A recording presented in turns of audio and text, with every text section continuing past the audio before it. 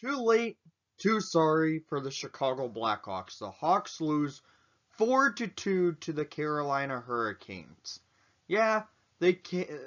I'm saying too late of a performance for the Chicago Blackhawks. The first two periods, the Hawks looked like they did not know how to play hockey. The passing was not there.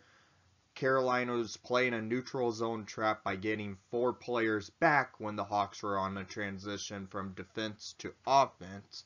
And in the first two periods, a total of 12 shots by the Blackhawks. That's not acceptable. But in the third period, the Hawks did start finding their game back and started outperforming the Hurricanes.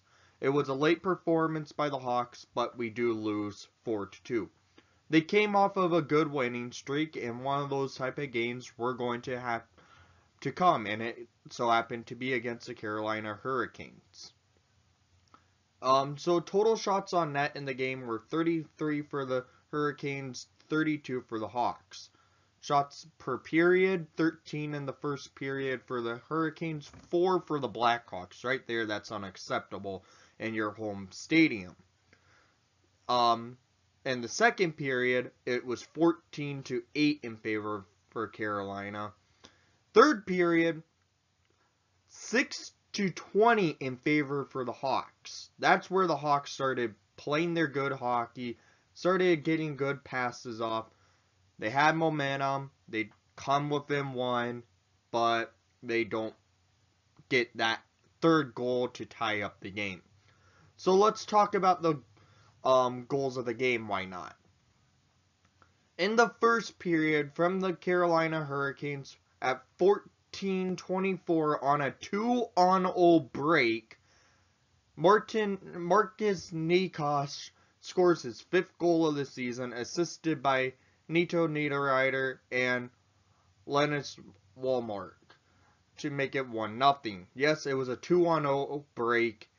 Gustafsson falls on the point, and Duncan Keith tried to receive the puck, but the Hurricanes outskated the Hawks, and they had the puck go on a 2-on-0 break. Nothing Leonard could do there. So the Hurricanes have a 1-0 lead at the end of 1. So Leonard played on his head in the first two periods. He did. But the second goal, he even admitted, yeah, it was a goal that he probably should have had back. But this happened in the second period and early in the period where the puck kind of deflected off Seabrook's stick, and so it was like a knuckle puck just going in, goes up, then drops down and past underneath Leonard's shoulder. And that was scored by Svechnikov, his 10th of the season, assisted by Slavin and Edmondson to make it 2-0 Carolina. That was a goal that, it was a goal that was not a good one. Leonard admitted he should have had made a save. But honestly, with it being a knuckle puck and just flipping in, it makes it a little bit more difficult to make the save. But Leonard admitted he should have had the save. He played great, though, the rest of the game. But at 11:54 in the second period, to make it 3-0 Hurricanes, Nito Niederreiter scores his 3rd of the season, assisted by Walmark and Dougie Hamilton off a backhand. And it was they walked right up and basically gets it past Leonard. And it was just one of those type of games where nothing was going for the Hawks. The Hurricanes were out skating. They had so many odd man opportunities, and there goes the Hurricanes getting a 3-0 lead. So that was it for the second period. Hawks down 3-0. So we go to the third period. Hawks try to battle back, and they battle back indeed. At 12:05 in the third period, scored by number 56, Erik Gustafsson. his third goal of the season, assisted by number 88, Patrick Kane, and number 12, Alex DeBrincat. This goal was a nice one. Cat feeds the puck down to Kane by a drop pass. Kane shoots for that tip in. Gustafson pinching right up and gets the goal past Peter Mrazek. First goal of the season for the Hawks against Peter Mrazek and the Hurricanes. And it was a nice one. Kaner feeds it right to Gus's stick and he tips it in to make it a goal.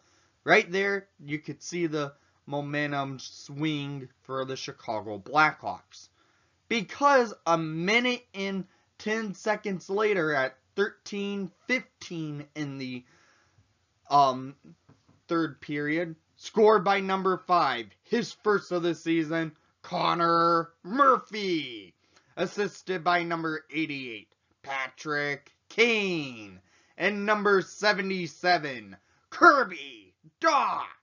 This was a snipe that Murphy had that he blasts it past Peter Mrazek. Kaner feeds it right to Murphy's stick, and Murphy wrists it past Mrazek, going in high glove side. Mrazek misreads the puck and goes in net. Hawks make it within 1. And they were battling. They were battling that entire period. They had a couple power plays. They were getting good opportunities on. They were cycling the puck. That's what I like to see out of the Hawks. When they are down, you don't want to see them just give up in the last period. They did not. But, unfortunately, the Hurricanes get the best of us 4-2 at 19:42 in the third period. Scored by Sebastian Aho, his 10th of the season, off the empty netter, and the Hurricanes win it 4-2. Speaking of Aho, when the Hawks were with the empty net, he cross-checked Patrick Kane into the boards. Should have been an interference call, or at least a cross-check. Did the refs call it? No, they put their whistles in their pocket and decided to keep play on. So, there was a slight stoppage of play. Then, Aho gets the puck, he skates it up, and puts it in the empty net. After the goal was scored by Aho, Patrick Kane remembered who did the hit. He went up to Aho and basically gets ejected from the game with pretty much 30 seconds remaining in regulation. This is strange to see Kaner get ejected from a game, but all the players came up to the Hurricanes after that goal was scored, and they were complaining. I could see. Jonathan Toews was even yelling at ex-teammate Teuvo Teravainen, and that was strange to see also. It was just a strange ending to the game to see Kane get sent to the showers early. But, unfortunately, the Hawks don't come out on top. They did have a good fight back to come back into this game. Unfortunately, it was too late and could not get that tying goal. But they did play well enough to come back in the game. I have to admit that. That's the key of that game. They managed to find their game, switch up some lines, and start playing a little better hockey. But I assume next game against Tampa Bay, the lines will go back to what they have been when they weren't on a winning streak.